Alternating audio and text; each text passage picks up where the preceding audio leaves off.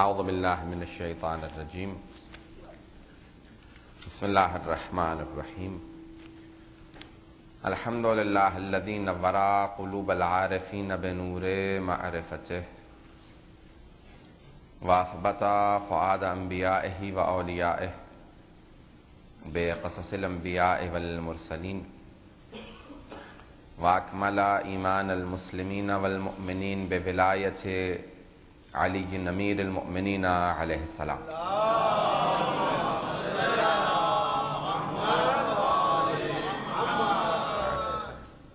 والصلاة والسلام والتحیۃ والاکرام علی افضل الموجودات العبد المؤید والرسول المسدد المصطفى الامجد المحمود الاحمد اعنی بالقاسم محمد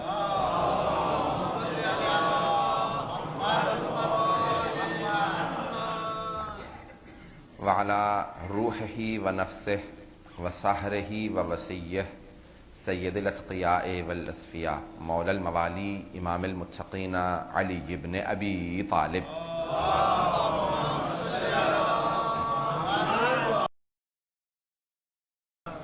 وعلى اوصیائه لا سیما بقیۃ اللہ فی الارضین روحی وارواح العالمین لتراب مقدمہ الفدا واللعنة الدائمة على أعدائهم أجمعين من الآن إلى قيام يوم الدين أما بعد فقد قال جعفر الصادق عليه الصلاة والسلام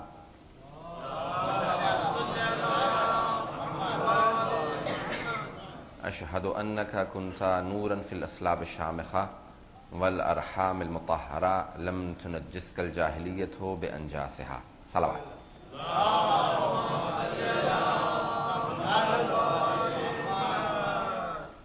فاتح درخواست کی اختر بیگم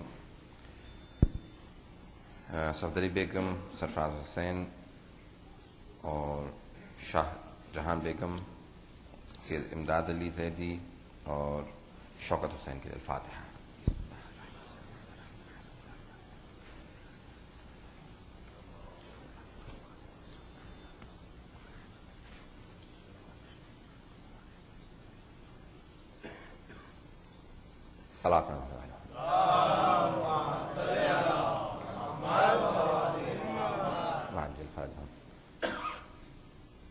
زیارت وارثہ کے جن جملوں کا میں نے انتخاب کیا ہے چند زیارات ہیں جو ہر امام سے کوئی نہ کوئی زیارت بہرحال موجود ہے. زیارت اپنے پاس سے بنانے کی بھی اجازت نہیں ہے. ہم ایسے مکتب کے ماننے والے ہیں جہاں دعاؤں اور زیارات میں بھی خود کفیل ہیں. ہمیں دعائیں بھی بنانے کی ضرورت نہیں ہے, زیارات بھی بنانے کی ضرورت نہیں. ہمارے ائمہ علیہ السلام نے بلکہ دو چیزیں ایسی ہیں جتنی ہمارے پاس ہیں پورے عالم اسلام میں کسی اور دین میں چلے جائیں کسی اور کے پاس اتنی نہیں ہوں گی جتنی ہمارے پاس ہیں. پہلی ہیں دعائیں, دوسری زیارات. ائمہ علیہ السلام کے علم کا اندازہ ان کے خطبوں سے, خطوط سے اور احادیث سے نہیں ہوتا. توجہ چاہوں گا سارے مجمع کی, کیونکہ آپ فرماتے ہیں کہ کلم الناس علی قدر عقولہم, لوگوں سے جب بات کرو تو ان کے علمی معیار کو ذہن میں رکھتے ہوئے کرو. تو جب وہ خطبہ دے رہے ہوتے تھے تو مجمع کو ذہن میں رکھتے تھے, اپنے لحاظ سے خطبہ نہیں دیتے تھے, وہ مجمع کے لحاظ سے خطبہ دیا کرتے تھے, یعنی آسان کر کے گفتگو کرتے تھے. تو اس لیے ہمارے علماء کہتے ہیں کہ ائمہ کے خطبوں سے ان کا اندازہ نہیں ہوتا, کیونکہ خطبے مجمع کو ذہن میں رکھ کے دیے گئے ہیں, اور خطبوں کو دیکھ کے بہت سے لوگ اسلام میں آ جاتے ہیں. اگر سارے مجمع کی توجہ میرے ساتھ رہے گا, یعنی خطبے اتنا معیار ان کا بلند ہے کہ آج تک دنیا دم بخود ہے کہ امیر المومنین نے یہ 1400 سال پہلے خطبے کہے تھے, یہ آج لکھے گئے ہیں.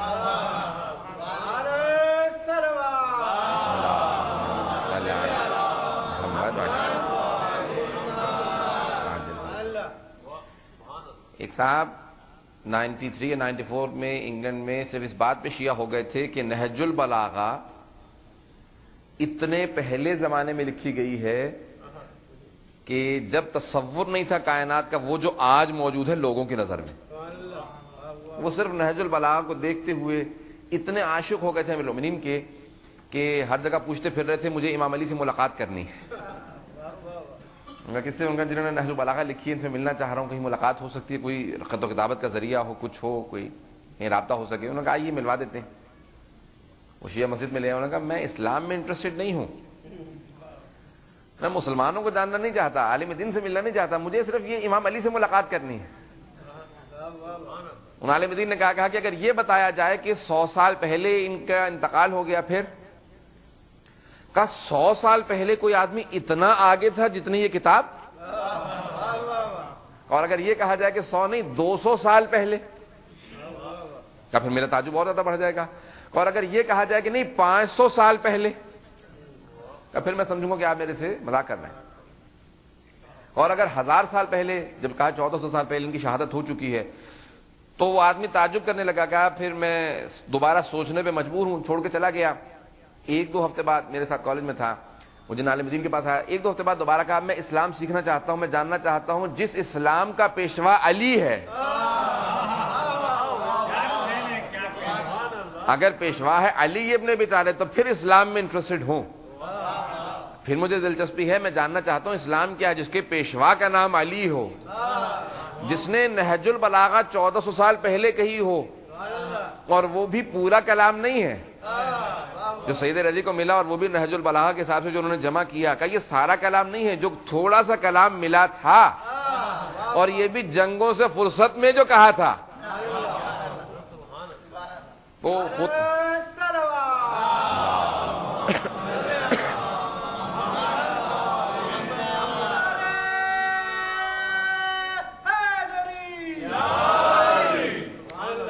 جس کے لیے اہل سنت عالم دین ہے ابن ابی الحدید معتزلی، شیعہ نہیں ہے. 700 سال پہلے انہوں نے نہج البلاغہ پہ ایک کامنٹری لکھی ہے، شرح نہج البلاغہ کے نام سے مشہور ہے، بڑی مشہور ہے، نام سنتے رہتے ہوں گے. تو خود ابن ابی الحدید معتزلی نے جب نہج البلاغہ کی شرح لکھی تو اس میں ایک جملہ لکھا، کہا کہ علی کے کلام کو پڑھنے کے بعد یہ یقین ہو جاتا ہے کہ تحت کلام الخالق و فوق کلام البشر، صرف خالق کے کلام سے نیچے اور باقی ساری مخلوقات کے کلام سے بالا تر ہے. ہم ایسے امام کے ماننے والے ہیں کہ جس کلام کو پڑھنے کے بعد انسان اسلام میں آ جاتا ہے. اللہ تعالیٰ میں پیش کرنا چاہتا ہوں، لیکن معصومین کے اقوال سے، ان کی احادیث سے، ان کے خطبوں سے ان کا اندازہ ہمیں نہیں ہوتا، کیونکہ جن سے کلام کر رہے ہیں وہ نقائص رکھنے والے لوگ ہیں. نقائص رکھنے والے لوگوں سے کلام کیا جاتا ہے تو پھر انسان جو ہے بہت آسان اور سادہ گفتگو کرتا ہے. حضرات 2 چیزوں سے معیار کا اندازہ ہوتا ہے. ایک ہے دعا، کیونکہ جس سے دعا کر رہے ہیں اس میں کوئی کمی نہیں ہے، اور جو دعا مانگ رہا ہے اس میں کوئی کمی نہیں ہے. جس سے دعا کی جا رہی ہے وہ خالق ہے، وہ تمام کمالات کا مالک ہے، اور جو کلام کرنے والا ہے وہ عصمت کبریٰ کا مالک ہے، اس میں کوئی نقائص نہیں ہے. اب دعاؤں سے اندازہ ہوتا ہے کہ ان کا معیار کیا ہے. معصومین کی جو دعائیں ہیں ان سے اندازہ ہوتا ہے.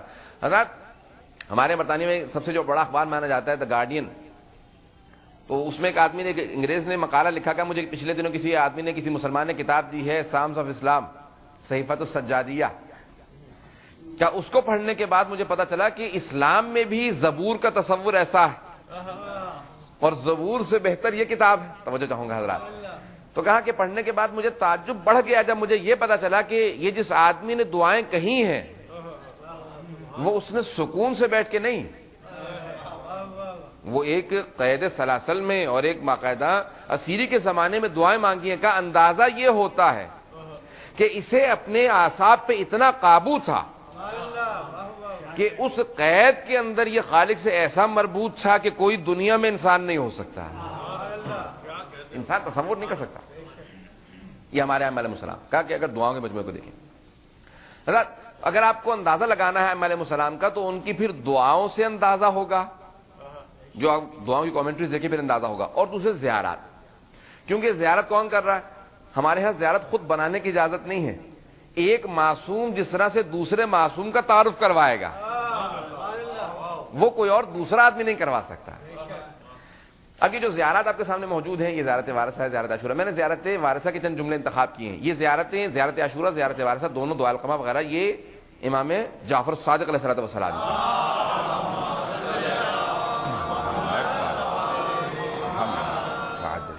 یہ چھٹے امام کی ہیں. جب آپ عراق تشریف لے گئے اور آپ نے جب آپ کربلا کی زیارات پہ گئے تو وہاں پہ آپ نے یہ جو زیارات پڑھی ہیں جس طرح سے، تو آپ نے باقاعدہ زیارت، اور جہاں جناب صفوان جن کے گھر پہ رکے تھے وہ انہوں نے کہا کہ یہ زیارات میں نے مولا سے لکھی ہیں. جب وہ زیارت پڑھتے تھے تو یہ زیارت آپ نے پڑھی، زیارت وارثہ، زیارت عاشورہ آپ نے پڑھی، دعا القمہ پڑھی، تو انہوں نے لکھی اور ہم تک ان کے ذریعے پہنچی، حضرت صفوان کے ذریعے جن کے گھر پہ رکے تھے، جن کا بڑا مشہور معروف جملہ ہے کہ میں نے امیر المومنین کو جناب امام چھٹے امام کو دیکھا، کہا کہ جب وہ وادی السلام گئے تو ایک قبر پہ گئے اور بڑے ہی بہت زیادہ اہتمام کے ساتھ، بے انتہا اہتمام، اور جب وہاں سے واپس ہو رہے تھے تو 40 قدم تک آپ نے پشت نہیں کی. کہا مولا میں نے آپ کو کسی نبی کے ہاں، کسی وصی کے ہاں، کسی ولی کے ہاں اتنا احترام دکھاتے ہوئے میں نے آپ کو نہیں دیکھا. یہ کس کا مقام ہے؟ ہم تو جانتے نہیں ہیں. کہا کہ صفوان ابھی کسی کو بتانے کی ضرورت نہیں ہے، یہاں ہمارے جد امجد علی نے بھی چاہ لے. وہاں پہلی مرتبہ کہا کہ آپ نے باقاعدہ پشت نہیں کی. امام دوسرے امام کی زیارت کے لیے آیا ہے، یہ تہذیب سکھا رہے ہیں زیارت کیسے کی جاتی ہے، یہ ادب سکھا رہے ہیں کہ امام کی بارگاہ میں جایا کیسے جاتا ہے. جب ایک امام معصوم خود اس طرح سے آئے گا جس کا اپنا مقام، توجہ چاہوں گا حضرات، جو خود وہی، یعنی اگر آپ دیکھیں تو امامت وہی ہے، ولایت وہی ہے، حجت خدا بھی ہے، لیکن کہا کہ دیکھو میں علی ابن ابی طالب کی بارگاہ میں ایسے آتا ہوں. جو خود معصوم ہوگا میں اس طرح سے آتا ہوں. اب سوچو کہ ہمارا کیا فرض بنتا ہے، ہمیں کیسے جانا چاہیے. اندازہ ہے. اس طرح سے کہا کہ مولا میں نے کہیں کسی نبی کی قبر پہ آپ کو ایسا نہیں دیکھا کہ آپ پشت نہیں کر رہے، آپ اپنا رخ نہیں موڑتے، اس تعظیم سے باقاعدہ اپنے قدم پیچھے ہوئے. کہا کہ یہاں، کہا مولا اجازت ہے میں کوئی نشان لگا لوں، سب لوگوں کو بتاؤں؟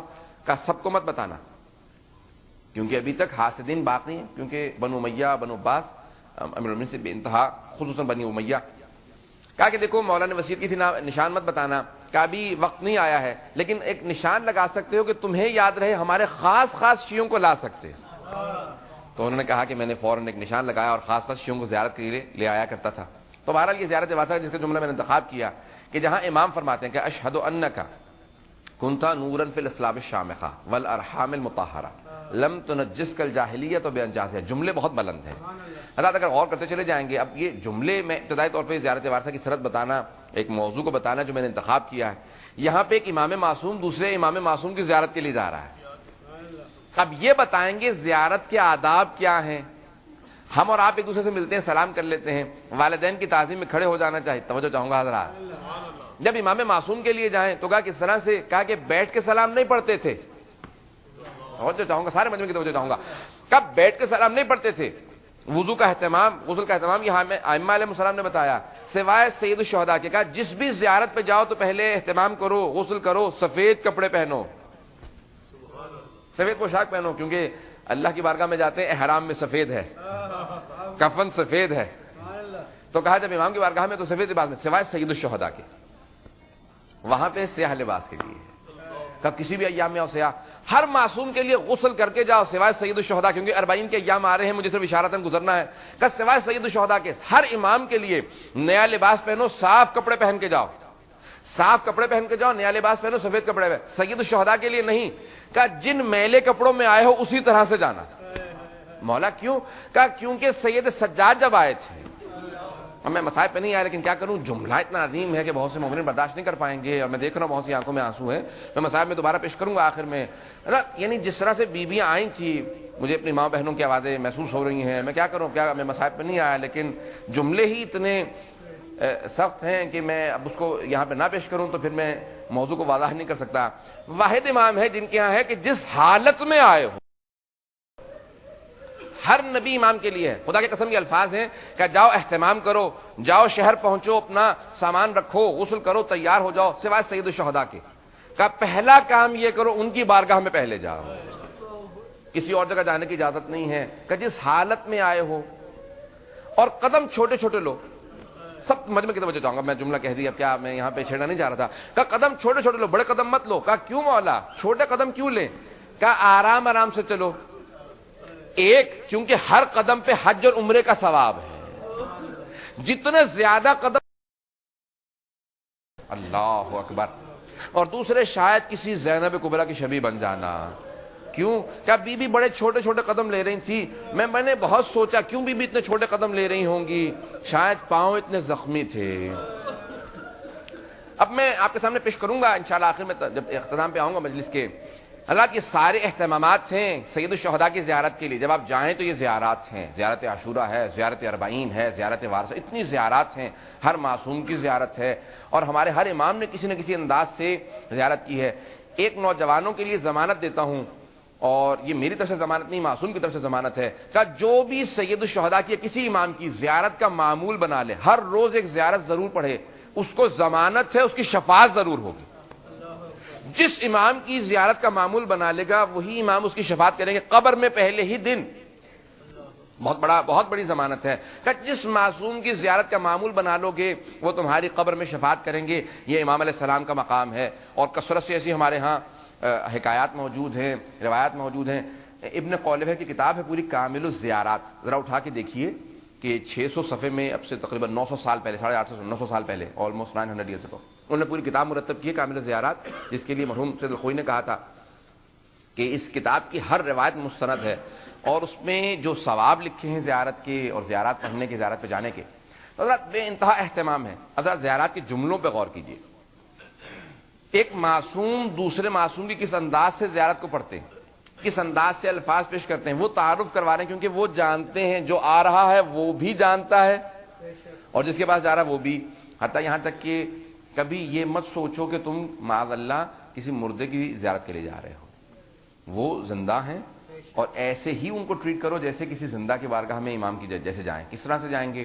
امام سامنے بیٹھے ہوں تو کس اہتمام کے ساتھ جائیں گے، کتنا تواضع ہوگا، اپنے کندھوں کو جھکا کے، سر کو جھکا کے، قدموں سے نالین جوتے وغیرہ اتار کے، جتنا اہتمام انسان کس طرح سے امام کی بارگاہ میں آئے گا، یہ اہتمامات اللہ تعالیٰ دیکھیں۔ یہ پورا ایک انسٹیٹیوشن ہے، زیارت جو ہے وہ ایک پورا فلسفہ۔ ہمارے علماء کہتے ہیں کہ جو کچھ حاصل ہوا ہے یہ زیارتوں کے صدقے میں حاصل ہوا ہے۔ جب شیخ واجد سے کہا کہ پوری زندگی زیارت عاشوراء فجر کے بعد حرم میں پڑھتا رہا، 14-15 سال کی یا 16-17 سال کی ایج سے، کہ جب نجف میں تھا تو حرم امیر المومنین میں، جب کربلا میں تھا تو حرم سید الشہداء میں، جب قم میں ہوتا تھا تو حرم معصومہ میں، مشہد میں حرم امام رضا میں، جس امام کی بارگاہ میں ہوتا تھا اسی امام کی بارگاہ میں جا کے ہر روز صبح فجر کے بعد سب سے پہلا کام زیارت عاشوراء پڑھنا، کہ زندگی میں جو مقامات نصیب ہوئے ہیں یہ زیارت عاشوراء کا صدقہ ہے۔ اس کے ان زیارات کے بہت فوائد ہیں، اگر اپنے نوجوانوں میں منتقل کریں اس بات کو، اور ہمارے بچے، ہمارے نوجوان سمجھیں کہ زیارت کی کیا اہمیت ہے۔ کم از کم ایک شب جمعہ میں بہت آسان ہے، زیارت وارثہ ضمانت ہے، جو سید الشہداء کی زیارت کرے گا اس کو ضرور شفاعت ہوگی۔ آئندہ دیکھیں کیا الفاظ ہیں، میں آپ کے سامنے پیش کرنا چاہتا ہوں کچھ فضائل، اب میں وقت تھوڑا سا لوں گا، چلتے رہیں گے آپ لوگ ساتھ میں تھوڑی دیر۔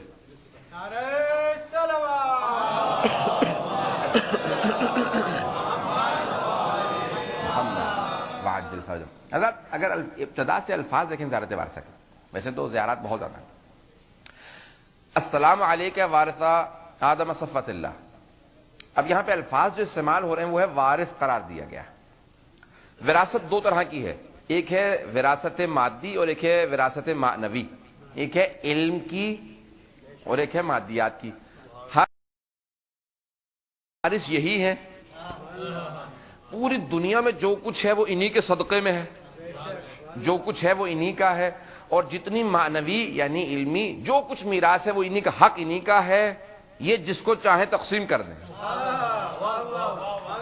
یہ جتنی علم کی خیرات ہے باب مدینۃ العلم سے ملتی ہے، یہ ائمہ اہل بیت علیہ السلام کے در سے ملتی ہے۔ تو جو کچھ کائنات میں جتنے علوم ہیں وہ انہی کے ہیں، اور جتنے علوم بنے ہیں، بڑے ہیں، چلے ہیں، وہ انہی کے در سے چلے ہیں، انہی کے گھر سے چلے ہیں، انہی کے بچوں سے، انہی کے شاگردوں سے، جتنے علوم ہیں۔ حضرت اب وارث قرار دے رہے ہیں یہاں پہ۔ چھٹے امام جب پڑھتے ہیں زیارت تو کہتے ہیں کہ السلام علیکم وارث آدم صفوت اللہ، وارث ہیں، حتیٰ قرآن کے وارث ہیں۔ حضرت تھوڑی سی میں جلدی سے کر دوں، اس کے بعد پھر میں وضاحت کرنا چاہتا ہوں ان الفاظ کی، ان جملوں کی، پوری زیارت کے نہیں، آنے والے دنوں میں 4 دنوں میں یہ 4 مجالس ہیں، جتنے ہو سکے جملوں کو پیش کروں گا۔ وارث، امام وارث ہیں، قرآن بھی میراث ہے، وارث امام ہے۔ جملہ میں نے کہہ دیا لیکن میں نہیں سمجھتا کہ میں پہنچا پایا ہوں۔ قرآن میراث ہے، امام وارث ہے، قرآن میراث ہے۔ دیکھیں حضرات، وارث صرف قدر جانتا ہے میراث کی، میراث کی قدر و منزلت کیا ہے صرف وہی جانتا ہے جو وارث ہو. مثال کے طور پہ جب رسول خدا صلی اللہ علیہ وسلم جب چھوڑ کے جا رہے ہیں تو یہ میراث ہے اور وارث ائمہ اہل بیت علیہم السلام ہے, وہ جانتے ہیں. حضرت جب کسی خلیفہ کے پاس ایک مرتبہ ایک آدمی آیا, کہا کہ اس مسئلے کو قرآن سے سمجھا دو. بہت بیچارے نے کوشش کی, تلاش کیا, سب کچھ کرا لیا. مولا کی بارگاہ میں آیا, کہا یا علی اسلام پہ وقت آن پڑا. توجہ چاہوں گا, یہ نہیں کہا مجھ پہ. اس کو احتمال یہ تھا کہ اپنا کہوں تو شاید مولا اس طرح سے توجہ نہ کریں. غاصب اور ہوتا ہے, وارث اور ہوتا ہے. کہا کہ یا علی اسلام پہ وقت آن پڑا ہے, ذرا یہ مسئلہ قرآن سے بتائیے. مولا نے کہا تو نے قرآن میں تجھے نہیں ملا؟ کہا نہیں ملا. ایک مرتبہ مولا نے قرآن ہاتھ میں لیا, توجہ چاہوں گا, جہاں سے کھولا کہا یہ آیت ہے. کہا آپ نے تو دیکھا بھی نہیں. کہا دیکھنے کی ضرورت نہیں ہے, یہ آیت خود بخود نکل کے سلام کر کے بتاتی ہے یا علی میں اس مقصد کے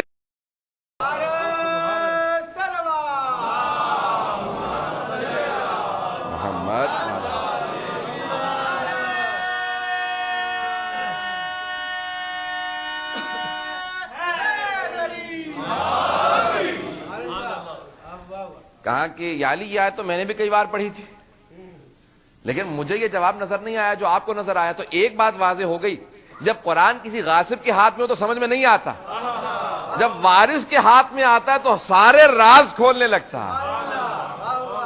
بس وارث کے ہاتھ میں آنا تھا, مولانا نے سارے راز کھولنا شروع کیے. کہا یہ اس آیت کے اندر علامات ہیں. حضرات ایک سوال کروں گا, تھوڑی سی دیر سوچیے گا, جواب فوراً مت دیجیے گا. وارث افضل ہوتا ہے یا میراث؟ مثال کے طور پہ یہ مائکروفون کلیم نہیں ڈال رہا, ویسے ہی بتا رہا ہوں, مجھے میراث میں ملا, میں وارث ہوں, یہ میراث ہے, میں افضل ہوں یا یہ مائکروفون؟ ہاں الحمدللہ, خدا نہ کرے کہ کوئی کہہ دے مائکروفون. حضرت وارث افضل ہوتا ہے, میراث مفضول ہوتی ہے. بہت سو کو بات پہنچ گئی, بہت سو کے لیے وضاحت کرنی پڑے گی. حضرت وارث افضل ہوتا ہے, میراث مفضول ہوتی ہے. قرآن کا یہ مقام ہے کہ اسے بغیر وضو کے چھونا جائز نہیں. قرآن پہ کوئی کتاب رکھنا, قرآن کا مقام بہت بلند ہے. جب میراث ایسی ہے, اب سوچے وارث کا مقام کیا.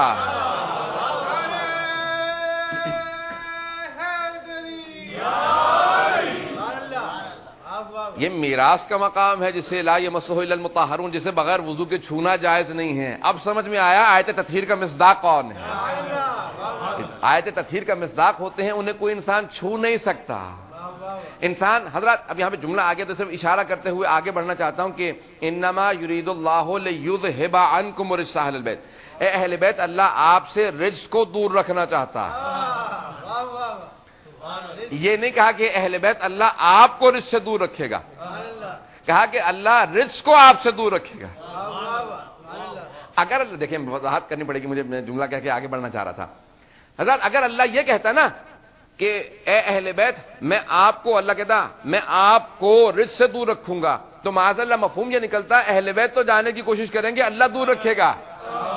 لیکن اللہ نے کہا کہ نہیں, میں رجس کو دور رکھوں گا, رجس آنے کی کوشش کرے گا, میں رجس کو دور رکھوں گا. اب اگر کوئی اہل بیت کے پاس نہ آئے تو اسے مت لائیے, وہ اپنے آپ کو رجس قرار دے رہا ہے.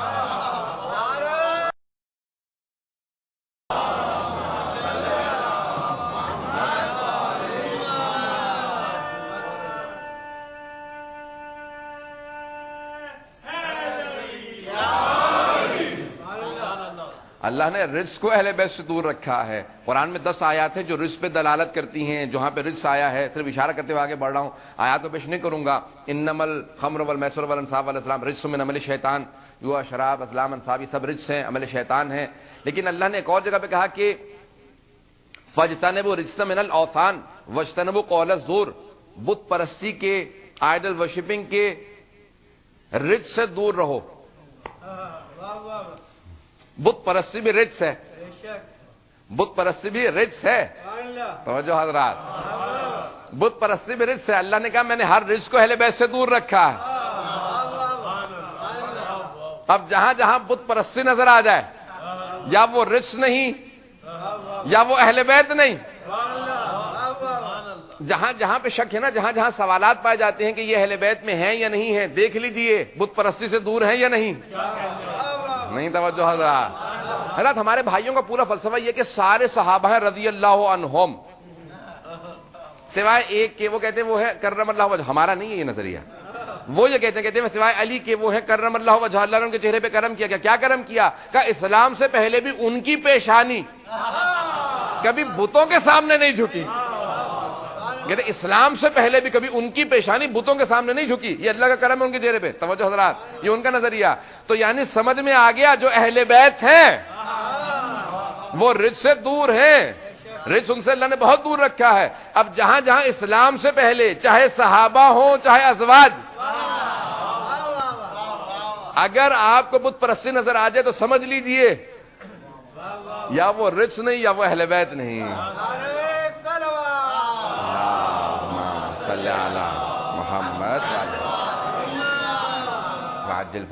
خداوند متعال نے رزق کو اہل بیت سے دور رکھا. حضرات یہ جو زیارات ہیں یہ آپ کو سمجھائیں گی کہ یہ میراث کیا ہے.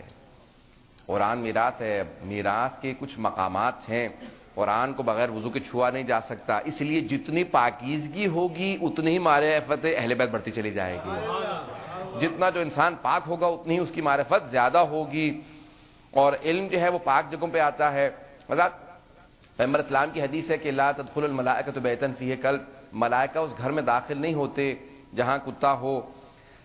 تو گھر کے اندر داخل نہیں ہوتے کیونکہ نجاست ہے تو وہاں پاکیزگی نہیں آئے گی، ملائکہ پاک ہیں. اگر مومن کا قلب محبت کا تو اس کو اتنا پاک رکھیے.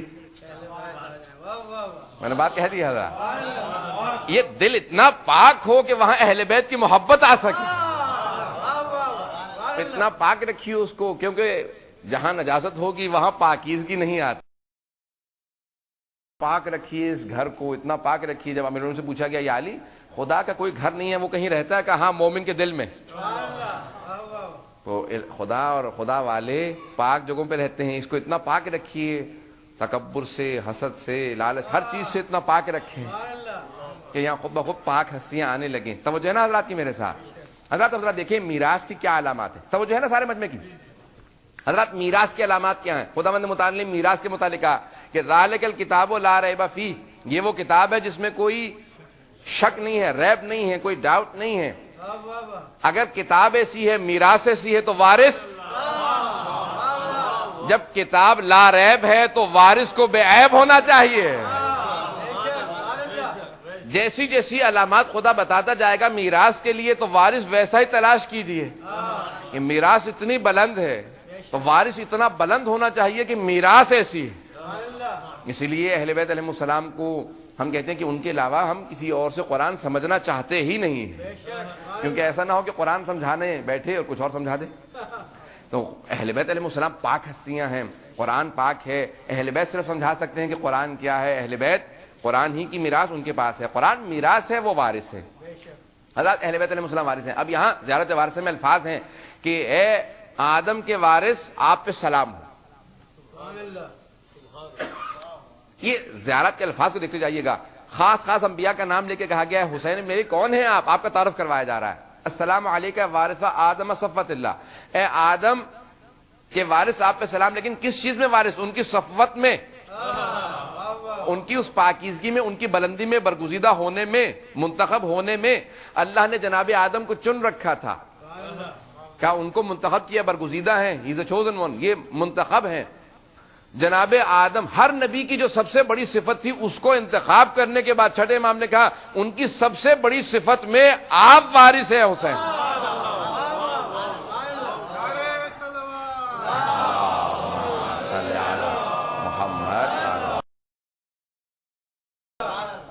جناب آدم کی ان کی صفوت میں.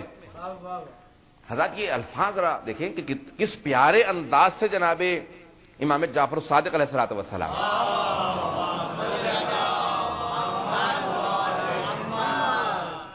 جناب نوح کی ان کی نجابت میں، نبوت میں، جناب ابراہیم کی ان کی خلت میں، کیا ہیں یہ الفاظ؟ السلام علیکہ وارث آدم صفوت اللہ. اور جناب ابراہیم کی لکھا السلام علیکہ وارث ابراہیم خلیل اللہ، خلیل خدا ہے. خلیل اللہ کا دوست، حبیب اللہ بھی اللہ کا دوست، یہاں پہ رسول خدا کے لکھا حبیب اللہ، اور جناب ابراہیم دونوں اللہ کے دوست، لیکن ایک فرق کے ساتھ، خلیل اس دوست کو کہتے ہیں جو دوست سے محبت کرتا ہے، اور حبیب اس دوست کو کہتے ہیں جس سے محبت کرتا ہے۔ حضرت یہاں الفاظ اتنے پیارے ہیں۔ جناب چھٹے امام کی زیارت ہے نا، یہ زیارت وارث جب پڑھ رہے چھٹے امام حسین کی بارگاہ میں آئے، کہا کہ ابراہیم کی خلت کے وارث، جو جس نبی کی خصوصیت تھی، اللہ نے جناب ابراہیم کو اپنا خلیل کہا ان کی دوسری چیزوں میں نہیں، ان کی خلت میں وارث۔ بہت بڑے جملے ہیں، میں نے کہا نا کہ تفصیل میں نہیں جا سکتا ہوں۔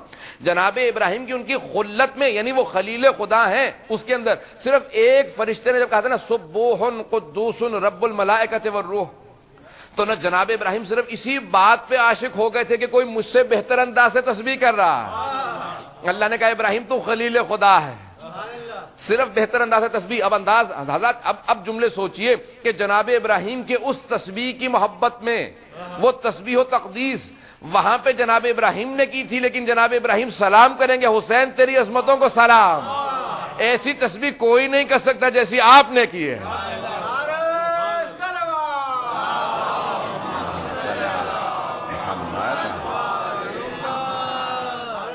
ان کی خلت کے وارث ہیں۔ جناب موسیٰ کے کلام کے کلیم اللہ ہیں، 14 برس کے سن سے اللہ سے کلام کرتے ہیں کوہ طور پہ۔ السلام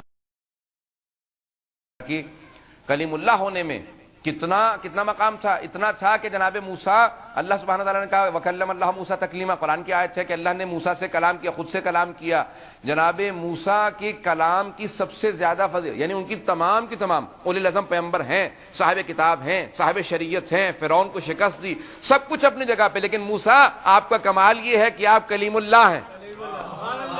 اللہ نے کہا موسیٰ آپ کا کمال یہ ہے کہ آپ کلیم اللہ ہیں، آپ نے اللہ سے کلام کیا۔ اور جب چھٹے امام آئے تو کہا کہ اے حسین آپ پہ سلام، کہ آپ موسیٰ کے ان کے کلام کلیم اللہ ہونے میں وارث ہیں۔ کہ موسیٰ کوہ طور پہ کلام اور ہے، نیزے پہ بلند کلام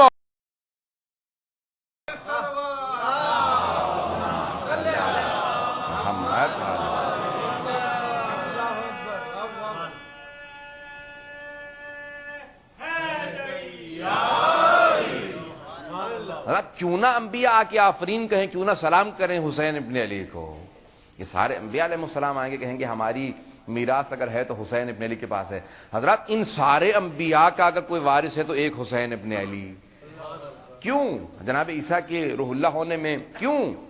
جب چوتھے امام سے کس نے سوال کیا اور اس نے طنز کیا تھا، طنز یعنی he was being sarcastic to the امام علیہ السلام، کہا کہ کیا کربلا میں کون جیتا، آپ کے بابا کو فتح ہوئی یا یزید کو؟ امام نے کہا ذرا جا میرے نانا کی مسجد میں 2 رکعت نماز پڑھ کے آ، پھر جواب دیتا ہوں۔ دوڑتا ہوا گیا، جلدی جیسی بھی نماز پڑھی، دوڑتا واپس آیا، کہا کہ جی فرمائیے۔ امام نے کہا کیا بات؟ کہا آپ نے کہا تھا 2 رکعت نماز پڑھ کے پھر جواب دوں گا۔ امام نے کہا ابھی بھی تجھے جواب نہیں ملا؟ نہیں توجہ کی حضرات، امام نے کہا ابھی بھی جواب نہیں ملا؟ کہا نہیں۔ امام نے کہا جب تم مسجد نماز کے لیے جا رہا تھا کسی نے روکا؟ اگر روکا تو یزید جیتا، اگر نہیں روکا تو میرے بابا کو فتح ہوئی۔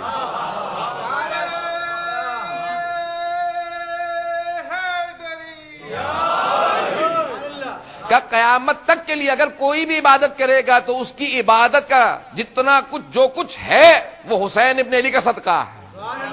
اسی لیے ہر نماز کے بعد مستحب ہے کہ کہو السلام علیکہ یا ابا عبداللہ۔ پروردگارہ نمازی کے بعد کیوں؟ نہیں توجہ کی حضرات، یہ نمازی کے بعد السلام علیکہ یا ابا عبداللہ نہ پڑھو، زیارت نہیں آتی، نہیں، کم از کم مستحب ہے اتنا کربلا کا رک کر کے کہہ دو السلام علیکہ یا ابا عبداللہ، اے ابو عبداللہ۔ اور کس کے لیے ہے؟ کہا حسین ابن علی کے لیے۔ نمازی کے بعد کیوں؟ توجہ، پروردگارہ یہ نمازی کے بعد السلام علیکہ یا ابا عبداللہ، اے عبداللہ کے بابا آپ پہ سلام۔ کہا کون عبداللہ؟ یہ نماز کے بعد کہہ رہے ہیں۔ کہا کہ عبداللہ یعنی اللہ کی بندگی کرنے والا، اللہ کی بندگی کرنے والا عبداللہ کا نماز کے بعد اس لیے ضروری ہے کہ قیامت تک کے لیے جو بھی اللہ کی عبادت کرے گا، ہر عبادت کرنے والے کے باپ کا نام حسین۔ قیامت تک کے لیے جتنے اللہ کی بندگی کریں گے، اللہ کی عبادت کریں گے، ان سب کے باپ کا نام حسین۔ کسی ایک سجدے نے ساری عبادتوں کو بچا دیا۔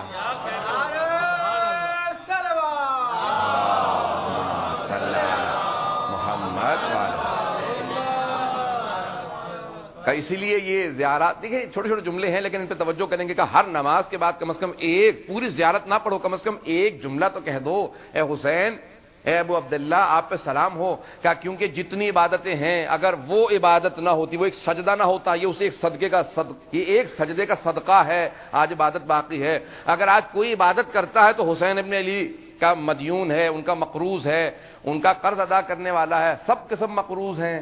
کا ایک سجدہ ساری عبادتوں کا ضامن ہوا، اے حسین ابن علی. اس لیے آپ کو کہتا ہے، ہر انسان کہتا ہے اے ابو عبداللہ، اے ہر بندگی کرنے والے کے، اے ہر نماز پڑھنے والے کے، ہر سجدہ کرنے والے کے باپ آپ پہ سلام ہو. آج کائنات کے ہر عبادت کرنے والے کے باپ کا نام حسین ہے. جہاں ملائکہ کے سلام کرتے ہوں اور طواف کرتے رہتے ہوں مسلسل قیامت تک کے لیے، وہ حسین کی بارگاہ ہے. یہ زیارات چھوٹے چھوٹے جملے ہیں، اگر انسان توجہ کر لے کہ ہم کن جملوں کو ادا کر رہے ہیں، پھر انسان کی معرفت بڑھتی چلی جاتی ہے، زیارت پڑھنے میں مزہ آنے لگتا ہے. ہم کس حسین کی زیارت پڑھ رہے ہیں جس کی اتنی عظمت ہے کہ ملائکہ اور انبیاء علیہ السلام وہاں پہ آ کے زیارات پڑھتے ہیں.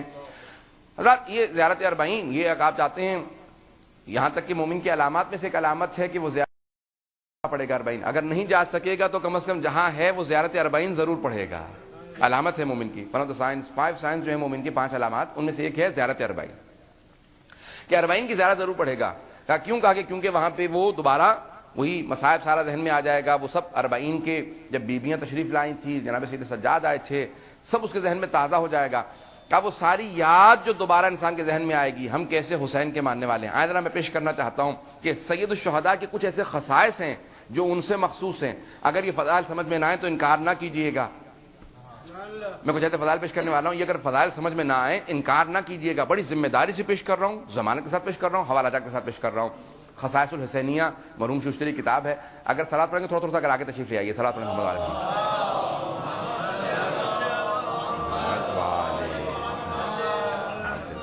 پھر میں بات ہے بلند صلوات.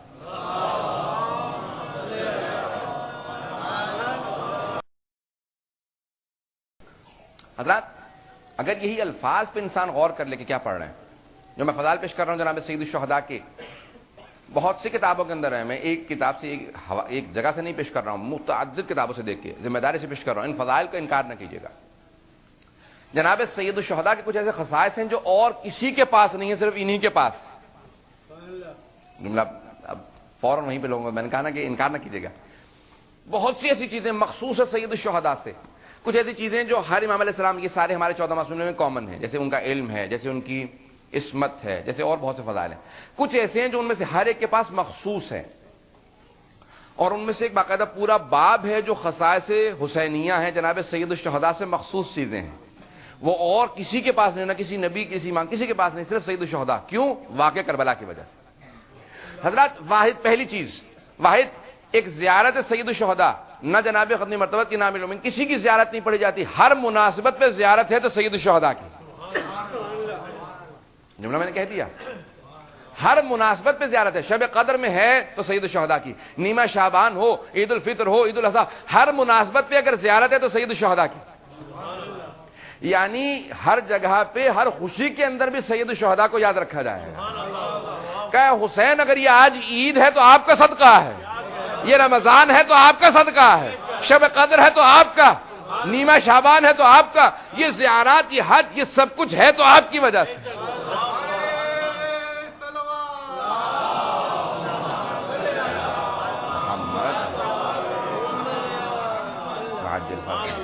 اسی لیے ہر مناسبت پہ آپ کو زیارت ملے گی، سید الشہداء کی ملے گی. اور کچھ ایسے فضائل ہیں جو مخصوص ہیں، پیش کروں آپ کے سامنے. حضرات محرم کا واحد مہینہ ہے جس میں کوئی بھی ولادت نہیں، کوئی ولادت نہیں ہے. ہر مہینے میں ولادت ہے. سفر کے مہینے میں ہم مناتے نہیں ہیں، غم سید الشہداء کی وجہ سے ہم مناتے نہیں ہیں. 7 سفر کو ہم لے جاتے ہیں، رجب کے اندر لے جاتے ہیں، شعبان میں لے جاتے ہیں، ہم مناتے نہیں ہیں سید الشہداء کے غم کی وجہ سے. لیکن محرم کا واحد مہینہ ہے جہاں پہ کوئی بھی ولادت نہیں ہے. سفر کا وہ مہینہ ہے جہاں پہ خود جناب ختم مرتبت کی، جناب امام حسن مجتبیٰ شہادتیں ہیں، لیکن اس کے باوجود بھی یہاں ولادت ہے. کیوں؟ یہ مخصوص ہے سید الشہداء سے کہ جس مہینے میں آپ کی شہادت ہے وہاں کوئی ولادت نہیں. حضرات جس مہینے میں جناب سید الشہداء کی ولادت ہے شعبان کے مہینے میں واحد مہینہ ہے جہاں پہ کوئی بھی شہادت نہیں. شعبان کا واحد مہینہ. حتیٰ رجب میں شہادتیں ہیں, حتیٰ ماہ رمضان میں. ذی الحج کے مہینے کو عیدوں کا مہینہ کہا جاتا ہے. یکم ذی الحج کو عقد جناب سیدہ ہے, 10 کو عید الاضحیٰ ہے, 18 کو عید غدیر ہے, 24 کو عید مباہلہ, یعنی عیدوں کا مہینہ کہلاتا ہے. وہاں پہ بھی شہادتیں ہیں, نہیں توجہ حضرات کی, وہاں پہ بھی شہادتیں ہیں. نئی شہادت تو صرف شعبان کے مہینے میں کوئی شہادت نہیں, کیونکہ وہاں سید الشہداء کی بتانا کیا چاہتا ہے, اے حسین جہاں آپ کی ولادت وہاں کوئی شہادت نہیں, جہاں آپ کی شہادت وہاں کوئی ولادت نہیں, جہاں آپ کی خوشی وہاں کوئی غم نہیں, جہاں آپ کا غم وہاں کوئی خوشی نہیں.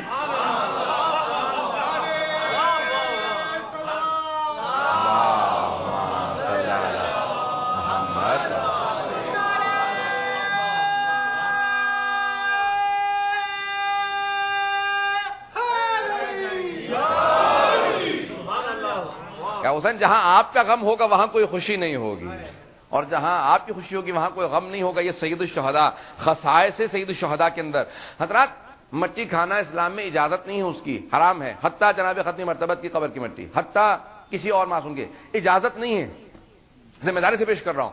ذرا دیکھ لیجیے ہماری فقہ کتابیں, فقہ کی کتابوں کو اٹھا کے دیکھ لیجیے, کسی قبر کی مٹی کھانا اجازت نہیں ہے. لیکن خاک کربلا خاک شفا ہے, صرف سید الشہداء کی قبر کی نہیں.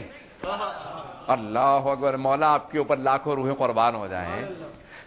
یہ کتنی عظمت ہے کہ ان کی قبر, البتہ وہ بھی صرف اتنی کہ ایک دوا کے طور پہ خاک شفا کہلاتی ہے. اب تصور کیجئے کون ہے حسین, ہم کس دین کے کس حسین کے ماننے والے ہیں. کون ہے حسین کہ جہاں قبر کی مٹی خاک شفا بن جاتی ہے. آج بھی زندہ معجزہ ہے حضرات, 2 زندہ معجزہ نوجوانوں کے لیے اشارہ ذہن میں بات آئیے پیش کرتا چلوں. حضرات آج بھی جب بھی 13 رجب آتی ہے تو رکن یمانی دوبارہ کھل جاتا ہے, ہر 13 رجب کو, کہ جہاں سے جناب امام کی والدہ تشریف لے گئی خانہ کعبہ میں. آج بھی 13 رجب کو دوبارہ دیوار شک ہو جاتی ہے, دوبارہ تعمیر کر دیتے ہیں. ہر سال تعمیر ہوتی, لیکن ہر سال 13 رجب کو باقاعدہ دیوار خانہ کعبہ کے اندر, کیونکہ وہ دن ہے امیر المومنین کا. اور ہر سال روز عاشور قبر سید الشہداء کی مٹی سرخ ہو جاتی ہے. یہ زندہ معجزہ ہے. پوری دنیا کے اندر جہاں پہ بھی چلے جائیے آپ, اگر وہی قبر کی مٹی ہے اور قبر سے آئی ہے, وہ قبر کی مٹی سرخ ہو جاتی ہے. سید الشہداء کا زندہ معجزہ ہے. اور کئی جگہوں میں نے خود زیارت کی ہے کہ جو اصل قبر سے مٹی لایا, جیسے چاہے آپ پاکستان ہندوستان کے اندر بہت سے لوگوں کے پاس ہے, کہیں پہ بھی ہو وہ سرخ ہو جاتی ہے. یہ جناب سید الشہداء کا زندہ معجزہ. حضرت کچھ خصائص ہیں. حضرت اللہ سبحانہ و تعالیٰ نے کہا ہے دیکھو پوری دنیا کے اندر میرے حرم کی وجہ سے مکہ معظمہ کہلائے گا, میرے نبی کے حرم کی وجہ سے مدینہ منورہ کہلائے گا, میرے ولی کے حرم کی وجہ سے نجف اشرف کہلائے گا. سب شریف ہوں گے, یہ اشرف کا مشہد مقدس کہلائے گا. ہر مقام پہ کوئی نہ کوئی نام ہوگا, لیکن اے میرے حسین یا میرا عرش عرش معلیٰ ہوگا یا تیرا کربلا کربلا معلیٰ ہوگا.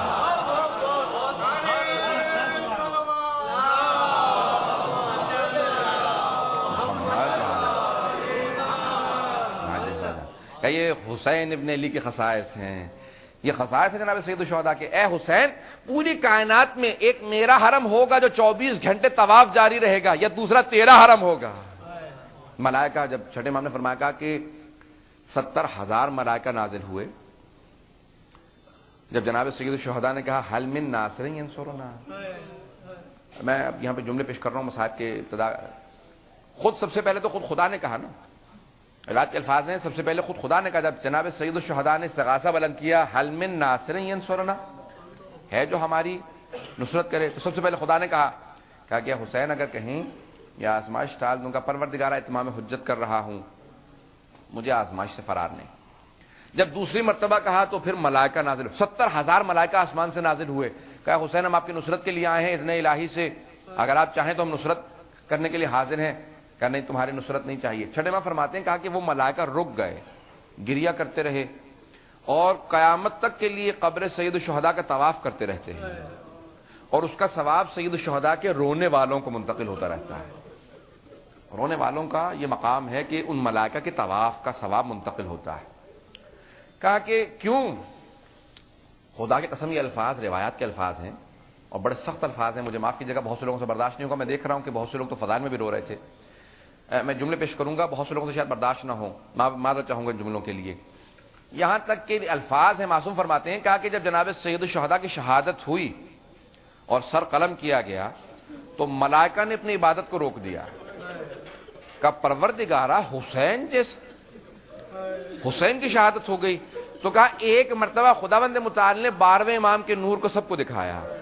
کہا میں اس کے ذریعے اس کا بدلہ لوں گا. کہا پھر دوبارہ ملائکہ نے عبادت شروع کی. کہا ملائکہ نے اپنی عبادت روک دی تھی. بڑے سخت جملے ہیں، میں نے بڑے آسانی سے کہہ دیے. کہا کہ جب حضرات یہ الفاظ ہیں روایات کے کہ انبیاء کی ارواح کربلا میں موجود تھیں، آدم سے لے کے خاتم تک سارے انبیاء کی ارواح موجود تھی. جناب صرف اہل بیت نہیں تھے، صرف امیر المومنین جناب سیدہ امام حسن مجتبی رسول اللہ نہیں، سارے انبیاء کی ارواح موجود تھیں. جب ایک مرتبہ سید الشہداء کو آواز آئی نا آسمان سے، یا ایتھا النفس المطمئنہ ارجعی الی ربک راضیۃ مرضیہ. اب شب جمعہ ہے، کیسے پیش کروں آپ کے سامنے. آسمان سے آواز آئی، جیسی آواز آئی کہ سید الشہداء نے اپنے زلجنا کو روکا، اور جب گھوڑے سے اتر رہے تھے تو ایک مرتبہ پوری کائنات میں سناٹا چھایا ہوا تھا. محسوس ہوتا تھا کربلا کے میدان میں زلزلہ آ رہا ہے. ہر جتنے موجودات تھے کانپ رہے تھے، فرشتے، ملائکہ، ہر چیز نازل ہو کے رو رہی تھی. اور اس مقام پہ ایک مرتبہ جناب زینب کبریٰ نے جب زلزلہ محسوس کیا تو خیمے سے باہر آ گئی. بس میں نہیں جا سکوں گا واپس، دوبارہ خدا کی طرف مسائل پہ آ گیا میں. جناب سید الشہداء جناب زینب کبریٰ برداشت نہیں کر سکیں، فوراً خیمے سے باہر نکلی. ایک مرتبہ کہا جب ایک مرتبہ میں نے زلزلہ محسوس کیا، میں نے برداشت نہیں کیا. آئیں جب جناب زینب کبریٰ آئیں، کہا کہ میں پہچان نہیں سکی میرا بھائی کون ہے. کیسے پیش کروں؟ کہا سر سے لے کے پاؤں تک لہو لہان تھے. بی بی کیسے پہچانا آپ نے؟ ہاتھ جوڑ کے پیش کروں گا. میرے دیکھیے گا، ہاتھ جوڑ کے میں معذرت چاہوں گا، میں دیکھ رہا ہوں. کیسے بی بی کیسے پہچانا آپ نے؟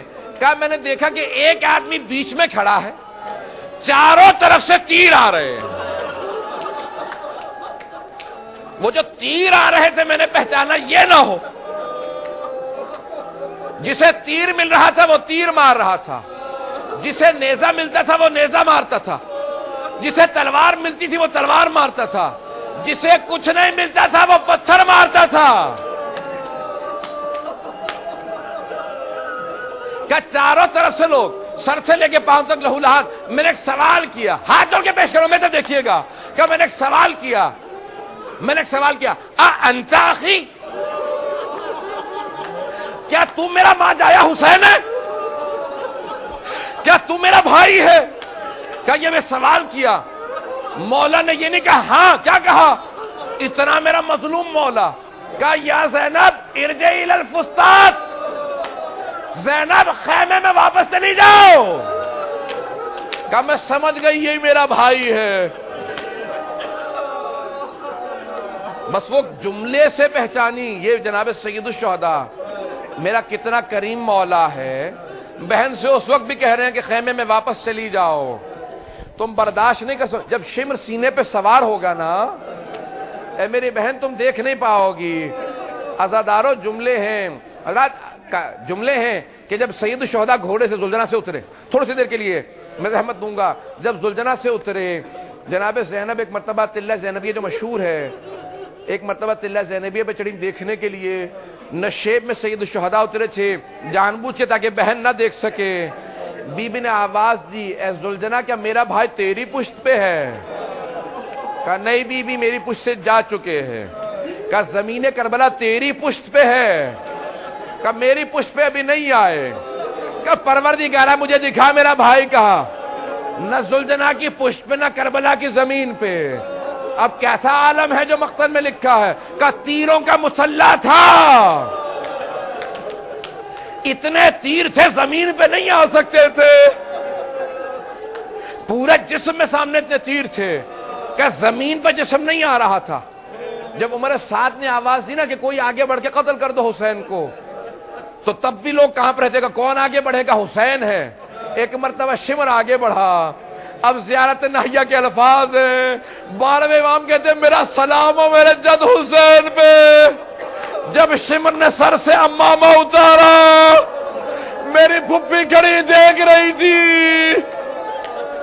زیارت کے الفاظ ہے پہلے گردن پہ خنجر سامنے سے سامنے، وَالشِّمْرَ جَالِسٌ عَلَى صَدْرِهِ آخذ بِلِحْيَتِهِ، ریشِ مبارک کا پکڑ رکھا تھا، میں نے ختم کر دیا، نہیں پڑھ سکوں گا، اجرکم اللہ، میں نے ختم کر دیا، بس بھی میں دیکھ رہا ہوں ماؤں بہنوں سے برداشت نہیں ہو رہے، میں دو جملے میں ختم کر رہا ہوں۔ جناب زینب کبریٰ نے آواز دی، جس جملے کے لیے میں نے زحمت دی، کہ اماں آپ نے چکیاں پیس کے پالا تھا، اماں ذرا کربلا میں آ کے دیکھو، انبیاء کی ارواح موجود ہے۔ جب پہلی ضربت چلی جناب آدم نے رخ موڑ لیا، کہا یا رسول خدا میں نہیں دیکھ سکتا حسین کو، ذبح ہوتے نہیں دیکھ سکتا۔ جب دوسری ضربت چلی جناب نوح نے رخ موڑا، جب تیسری ضربت چلی جناب ابراہیم نے رخ موڑا، ضربتیں چلتی جاتی تھی، انبیاء رخ موڑتے جاتے تھے۔ جس جملے کے لیے میں نے یہ پوری زحمت دی، ایک ایسا وقت آیا کہ رسول خدا نے کہا یا علی اب آپ جانے اور حسین جانے۔ پھر ایسا وقت آیا کہ خود علی ابن ابی طالب نے کہا زہرا اب آپ جانے اور حسین جانے، لیکن کہیں نہیں ملتا کہ بی بی نے کہا حسین میں نہیں دیکھوں گی۔ سب نے رخ موڑ لیے، بی بی نے چادر کا دامن پھیلایا، حسین کے سر کے نیچے رکھا، ہاتھوں کو خنجر کے نیچے رکھا۔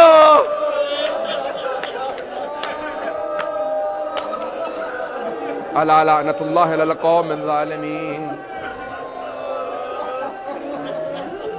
وَسَيَعْلَمُ الَّذِينَ ظَلَمُوا أَيَّ مُنقَلِبٍ يَنقَلِبُونَ۔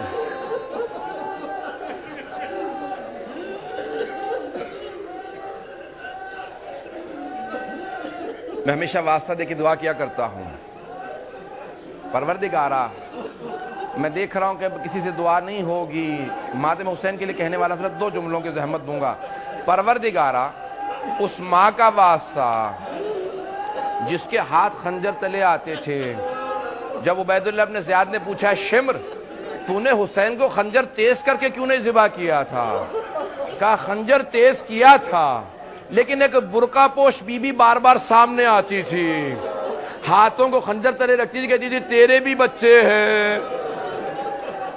پروردگارہ اس لحظے کا واسطہ جب ایک ماں کھڑی ہے، روز قیامت بھی اسی بات پہ شفاعت کریں گی، بس بھی میں نے پروردگارہ صاحب الزمان کے ظہور میں تعجیل فرما، ربنا تقبل منا انک انت السمیع۔ ماتم حسین، یا حسین، یا حسین۔